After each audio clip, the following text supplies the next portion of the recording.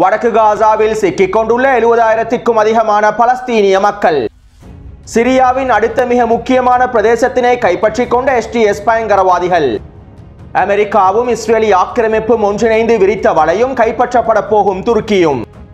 Israeli ஆக்கிரமிப்பு பணைய கைதிகளை கண்டுபிடிப்பதற்காக பரிசு தொகைகளை வெளியிட்ட இஸ்ரேலி ஆக்கிரமிப்பு ராணுவம். ஈரானிய படைகள் உத்தியோகபூர்வமாக சிரியாவுக்குள் நுழைவதனை தடுத்து வரும் அமெரிக்கா.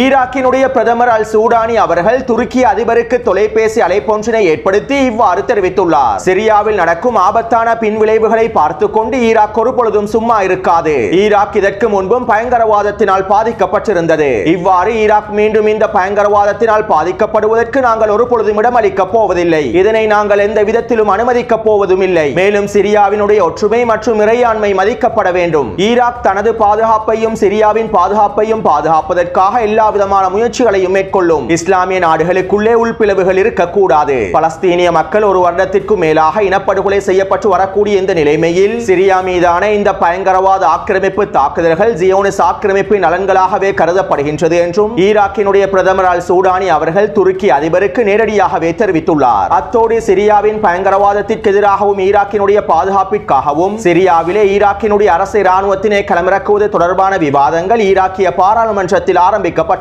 சிரியாவில் ஆரம்பிக்கப்பட்டிருக்கக்கூடிய இந்த பயங்கரவாத தாக்குதல்கள் அடுத்ததாக ஈராக்கையே வந்தடைய போகின்றது. எனவே இதற்கு முன்பு சிரியாவுக்குள்ளே ஈராக்கிய படைகள் முழுமையாக களமிறக்கப்பட்டு சிரியாவின் பாதுகாப்பையும் ஈராக்கினுடைய பாதுகாப்பையும் உறுதி செய்வதற்கான எல்லா விதமான வேலை திட்டங்களும் மேற்கொள்ளப்பட வேண்டும் என்றும் இதற்கான அனுமதியினை ஈராக்கிய பாராளுமன்றம் வழங்க வேண்டும் என்றும் பல விவாதங்கள் இடம்பெற்று வருகின்றன. பெரும்பாலும் ஈராக்கிய பாராளுமன்றத்திலே இதற்கான அனுமதி கிடைக்கப்பெறும் என்றும் ஈராக்கினுடைய அதிகளவான படைகள் சிரியாவுக்குள்ளே பயங்கரவாதத்திற்கு எதிராக களமிறக்கப்படும் என்றும் எதிர்பார்க்கப்படுகின்றது. அடுத்து ஓமான் சுல்தானகத்தினுடைய முஃப்தி இவ்வாறு தெரிவித்துள்ளார். சிரிய மக்களுக்கு எதிராகவும் சிரியாவில் இருக்கக்கூடிய முஸ்லிம்களுக்கு எதிராகவும் துருக்கியினுடைய ஆளில்லா விமானங்களை நாங்கள் பார்த்தோம். ஆனால் காசாவிலே இனப்படுகொலை செய்யப்பட்டு வரும் பலஸ்தீனிய மக்களுக்கு ஆதரவாக துருக்கியினுடைய எந்த விதமான ஆளில்லா விமானங்களையும் நாங்கள் பார்க்கவில்லை என ஓமான் சுல்தானகத்தினுடைய முஃப்தி இன்றைய தினம் தெரிவித்துள்ளார். அதே போன்று ஈரானிய ராணுவத்தின் தலைமை அதிகாரி மேஜர் ஜெனரல் முகமது பகேரி அவர்கள் இவ்வாறு தெரிவித்துள்ளார். சிரியாவில் ஆரம்பிக்கப்பட்டிருக்கக்கூடிய பயங்கரவாத தாக்குதல்கள் ஒட்டுமொத்த பிராந்தியத்திற்குள்ளும் ஒரு பாதுகாப்பற்ற நிலைமையினை ஏற்படுத்தியுள்ளது. லெபனானின் பலவீனமான போர் நிறுத்தத்துடன் சிரியாவிலே ஆரம்பிக்கப்பட்டிருக்கக்கூடிய இந்த பயங்கரவாத தாக்குதல்கள் தற்செயலாக நடைபெற்றவை அல்ல. சிரியாவையும் அதனுடைய நட்பு நாடுகளையும் பலஸ்தீனிய போர் முனைக்கு ஆதரவாக இருக்கக்கூடிய எதிர்ப்பு அச்சுக்களையும் பலவீனப்படுத்தக்கூடிய அமெரிக்க மற்றும் ஜியோனிசத்தின் சூழ்ச்சி திட்டங்களையே பிரதிபலிக்கின்றது. காசாவின் யுத்தகலத்திலும் லெபனான் யுத்தகலத்திலும் வெற்றி இலக்குகளை அடைந்து கொள்ள முடியாத அமெரிக்க ஜியோனிச சூழ்ச்சி திட்டங்கள் தற்போது சிரியாவை இலக்கு வைத்துள்ளது என்றும் அவர் குறிப்பிட்டுள்ளார். அத்தோடு அமெரிக்காவும் இஸ்ரேலி ஆக்கிரமிப்பும் தோண்டி இருக்கக்கூடிய சூழ்ச்சி வலைக்குள்ளே துருக்கி சிக்கிக் கொள்ளும் என நாங்கள் எதிர்பார்க்கவில்லை. துருக்கிய மக்களின் பேரிலே சிரியாவில் இவ்வாறான பயங்கரவாத தாக்குதல்கள் மேற்கொள்ளப்பட்டிருப்பது துருக்கிய மக்களுடைய கௌரவத்தையும் சிதைத்து விட்டது. காசாவின் போர்முனையை பலவீனப்படுத்துவதற்காகவும் காசாவின் போர்முனைக்கு ஆதரவாக இருக்கக்கூடிய எதிர்ப்பு அச்சுக்களை பலவீனப்படுத்துவதற்காகவும் ஆரம்பிக்கப்பட்டுள்ள இந்த பயங்கரவாத தாக்குதல்களுக்கு எதிராக ஈரான் சிரியாவுக்கு முழுமையான ஆதரவினை வழங்கும் என்று ஈரானின் உச்ச தலைவருடைய மூத்த ஆலோசகர் தெரிவித்துள்ளார். அதே போன்று ரஷ்ய அதிபர் புட்டின் இவ்வாறு தெரிவித்துள்ளார். மத்திய கிழக்கில் அமெரிக்காவின் நகர்வுகள் ஆக்ரோஷமானவையாகவே இருக்கின்றன. இதனால் ஏற்படக்கூடிய பின்விளைவுகள் ஆபத்தானவையாகவே அமையப் போகின்றன. மேலும் நாங்கள் சிரியாவுக்கு தேவையான எல்லா விதமான முழுமையான ஆதரவினையும் வழங்குவோம். பயங்கரவாதத்திற்கு எதிராகவும் சிரியாவின் இறையாண்மையை பாதுகாப்பதற்காகவும் எல்லா விதமான உதவிகளையும் நாங்கள் சிரியாவுக்கு வழங்குவோம் என ரஷ்ய அதிபர் புட்டின் அவர்கள் தெரிவித்துள்ளார். இதைத் தொடர்ந்து அமெரிக்க வெளியுறவுத்துறை அமைச்சகம் இவ்வாறு தெரிவித்துள்ளது. சிரியாவின் வடக்கு பிரதேசத்திலே நடைபெற்று வரக்கூடிய மோதல்களும் STS-இனுடைய முன்னேற்றங்களும் ஹிஸ்புல்லாவுக்கும் ஈரானுக்கும் மிகப்பெரிய பலத்தடியாக மாறியுள்ளது. மேலும் இந்த மோதலானது ரஷ்யாவையும் ஈரானையும் முழுமையாக திசை திருப்பி விடும் என்றும் அமெரிக்காவின் வெளியுறவுத்துறை அமைச்சகம் தெரிவித்துள்ளது. அதாவது சிரியாவிலே ஆரம்பிக்கப்பட்டிருக்கக்கூடிய இந்த பயங்கரவாத தாக்குதலின் மூலமாக ஒரே கல்லில் இரண்டு மாங்காய் என்கின்ற நன்மைகளை அமெரிக்கா அடைந்து கொள்ளப் போகின்றது. இந்த மோதலின் மூலமாக ஒரே நேரத்தில் ரஷ்யாவையும் ஈரானையும் திசை திருப்பி அதன் மூலமாக வெற்றி இலக்குகளை அடைந்து கொள்வதற்கு முயற்சி செய்கின்றன. அடுத்து துருக்கியினுடைய தற்போதைய நகர்வுகள் அவர்களுக்கே வினையாக அமையப் போகின்றது என சில மத்திய கிழக்கு ஆய்வாளர்கள் தெரிவித்துள்ளார்கள். அமெரிக்காவினதும் இஸ்ரேலிய ஆக்கிரமிப்பினதும் சூழ்ச்சி திட்டங்களுக்கு இரையாகிய துருக்கி அரசானது சிரியாவின் அரசுக்கு எதிரான தாக்குதல்களுக்கு முழுமையான ஆதரவை வழங்கியுள்ளது. பல வருடங்களாக சிரியாவிலே அமெரிக்காவும் இஸ்ரேலிய ஆக்கிரமிப்பும் மறைமுகமாக வளர்த்து வந்த பயங்கரவாதத்தினை துருக்கியை பயன்படுத்தி அவர்கள் அடுத்த கட்டத்திற்கு நகர்த்தியுள்ளார்கள்.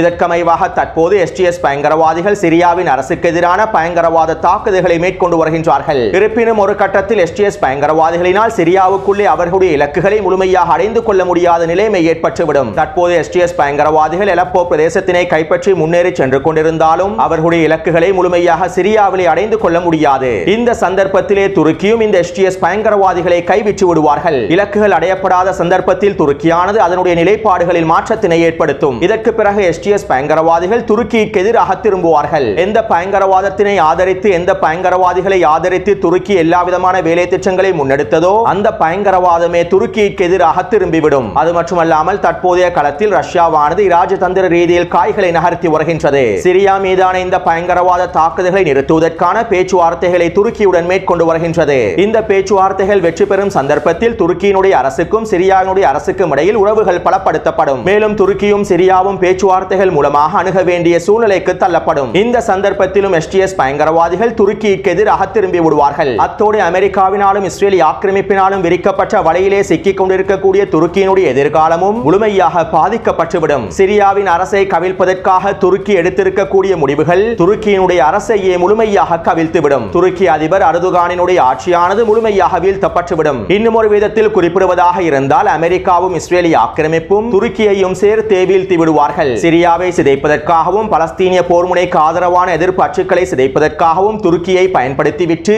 அமெரிக்காவும் இஸ்ரேலிய ஆக்கிரமிப்பும் துருக்கியையும் சிதைத்து விடுவார்கள். தற்போது சிரியாவிலே ஆரம்பிக்கப்பட்டிருக்கக்கூடிய பயங்கரவாத தாக்குதல்களுக்கு துருக்கிய மக்களில் அதிகமானோர் அவர்களுடைய எதிர்ப்புகளை தெரிவித்துள்ளார்கள். துருக்கியினுடைய தற்போதைய அரசுக்கு எதிரான எதிர்ப்புகளை தெரிவித்துள்ளார்கள். எனவே அமெரிக்காவும் இஸ்ரேலிய ஆக்கிரமிப்பும் விரித்த வலையிலே சிக்கியிருக்கக்கூடிய துருக்கி தன்னை தானே அழித்துக் கொள்ளப் போகின்றது.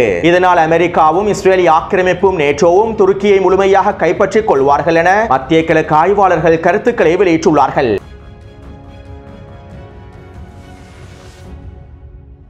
சிரியாவின் யுத்த களத்திலே உச்சக்கட்ட மோதல்களிடம் பெற்று வருகின்றன. எஸ்டிஎஸ் பயங்கரவாதிகள் தெற்கு பிரதேசத்தினூடாக வேகமாக முன்னேறி வருகின்றார்கள். கடந்த 3 நாட்களாக ஹமாவின் வடக்கு பிரதேசத்திலே எஸ்டிஎஸ் பயங்கரவாதிகள் நிலை கொண்டிருந்தார்கள். மேலும் ஹமாவின் வடக்கு பிரதேசத்தினூடாக சிரியாவின் அரசை ராணுவமானது தொடர்ச்சியான தரமான தாக்குதல்களை மேற்கொண்டு வந்தது. இதனால் ஹமாவின் வடக்கு பிரதேசத்தில் இருக்கக்கூடிய எஸ்டிஎஸ் பயங்கரவாதிகளுக்கு M5 நெடுஞ்சாலை வழியாக முன்னேற முடியவில்லை. இதைத் தொடர்ந்து எஸ்டிஎஸ் பயங்கரவாதிகள் தாக்குதல் திட்டங்களை மாற்றி ஹமாவினுடைய மேற்கு பிரதேசத்தினூடாகவும் ஹமாவினுடைய கிழக்கு பிரதேசத்தினூடாகவும் ஊடுருவ ஆரம்பித்தார்கள். இன்று காலை ஹமாவின் கிழக்கு பிரதேசத்திலும் மேற்கு பிரதேசத்திலும் உச்சக்கட்ட தாக்குதல்கள் மேற்கொள்ளப்பட்டிருந்தன.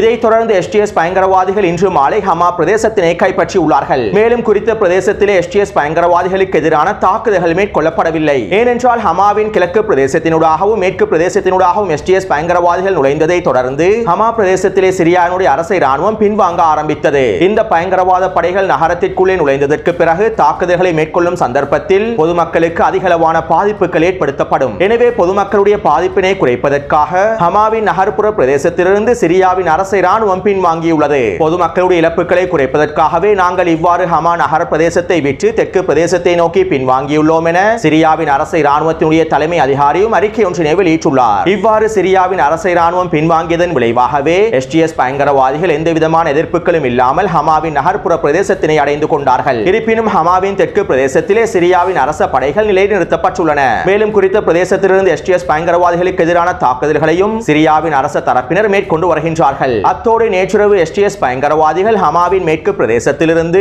கெய்மிம் விமான நிலையத்தினை இலக்கு வைத்தும் குறித்த விமான நிலையத்தில் இருக்கக்கூடிய ரஷ்யாவின் இராணுவ கட்டளை தளங்களை இலக்கு வைத்தும் ட்ரோன் தாக்குதல்களை மேற்கொண்டுள்ளார்கள். உக்ரைனிய படைகளுடைய உதவியின் மூலமாகத்தான் எஸ்டிஎஸ் பயங்கரவாதிகள் ரஷ்யாவின் இராணுவ தளங்கள் மீது ட்ரோன் தாக்குதல்களை மேற்கொண்டிருப்பதாக ரஷ்ய ஊடகங்களும் தெரிவித்துள்ளன.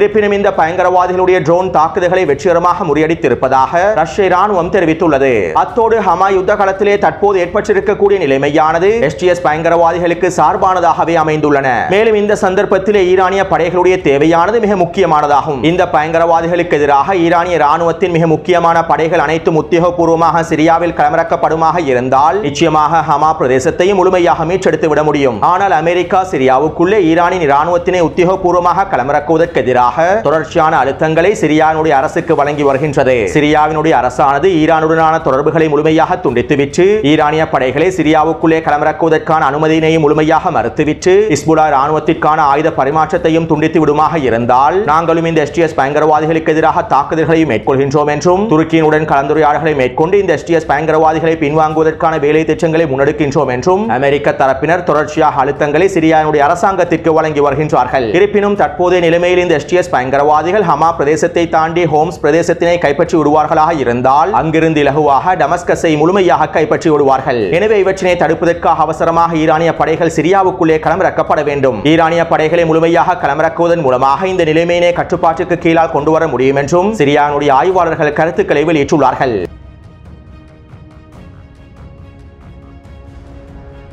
கடந்த பிப்ரவரி மாதம் கான் யூனிஸ் பிரதேசத்திலே கொலை செய்யப்பட்ட இஸ்ரேலிய பணைய கைதிகளுக்கான பொறுப்பினை இஸ்ரேலிய ஆக்கிரமிப்பு ராணுவம் ஏற்றுக்கொண்டுள்ளது. குறித்த பிரதேசத்திலே இஸ்ரேலிய ஆக்கிரமிப்பு ராணுவம் மேற்கொண்ட வான்வழி தாக்குதலின் மூலமாகத்தான் இந்த 6 இஸ்ரேலிய பணைய கைதிகளும் கொல்லப்பட்டிருப்பதாக இஸ்ரேலிய ஆக்கிரமிப்பு ராணுவம் ஒப்புக்கொண்டுள்ளது. இந்த அறிவித்தல்களை இஸ்ரேலிய ஆக்கிரமிப்பு ராணுவத்தினுடைய ஊடக பேச்சாளர் அறிவித்ததும் இஸ்ரேலிய ஆக்கிரமிப்பு ராணுவ தலைமைகளுக்கும் ஊடக பேச்சாளருக்கும் இடையில் முரண்பாடுகளும் ஏற்பட்டுள்ளன. இருப்பினும் இந்த அறிவித்தலில் இருந்து இஸ்ரேலிய ஆக்கிரமிப்பு ராணுவம் காசாவிலே எந்தவிதமான இலக்குகளும் இல்லாமல் வான்வழி தாக்குதல்களை மேற்கொண்டு வருகின்றது என்பது உறுதி செய்யப்பட்டிருப்பதாகவும் சர்வதேச ஊடகங்கள் தெரிவித்துள்ளன.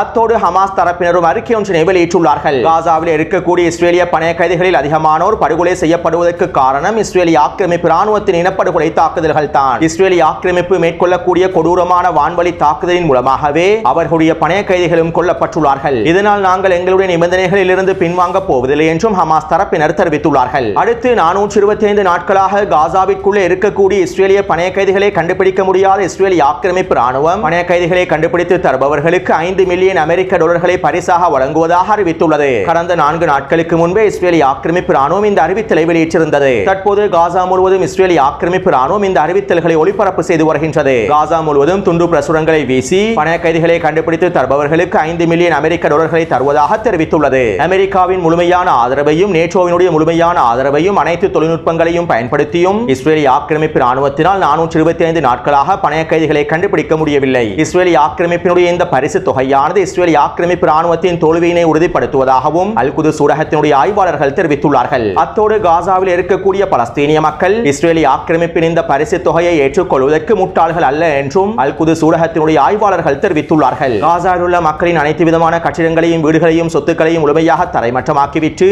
இஸ்ரேலிய ஆக்கிரமிப்பு வழங்கக்கூடிய இந்த பரிசு தொகையானது பலஸ்தீனிய மக்களை எந்த விதத்திலும் கவராது என்றும் தெரிவித்துள்ளார்கள். அடுத்து வடக்கு காசாவிலே 60 நாட்களாக இஸ்ரேலிய ஆக்கிரமிப்பின் உச்சக்கட்ட வான்வழி தாக்குதல்களும் முற்றுகைகளும் தொடர்கின்றன.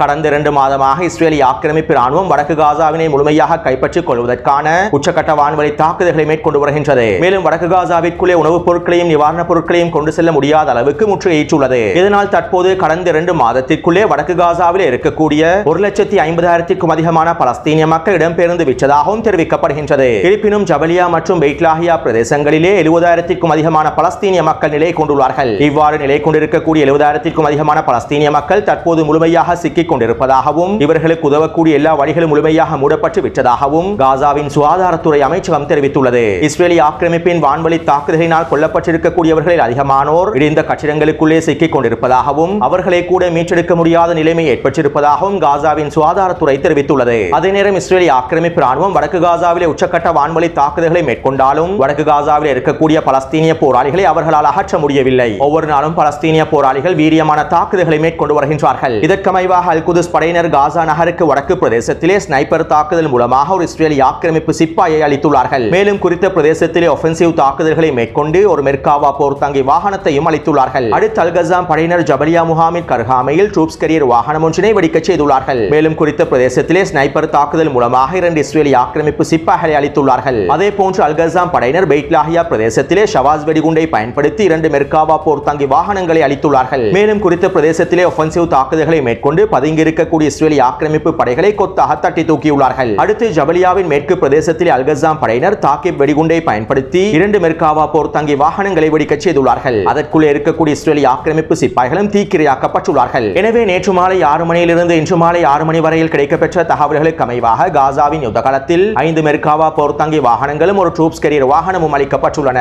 25க்கும் அதிகமான இஸ்ரேலிய ஆக்கிரமிப்பு சிப்பாய்கள் கொல்லப்பட்டும் படுகாயங்களுக்கும் உள்ளாக்கப்பட்டுள்ளார்கள். எனவே இந்த காணொளி தொடர்பான கருத்துக்களை பதிவிடுங்கள். தொடர்ந்து என்னுடன் இணைந்திருங்கள். நன்றி, வணக்கம்.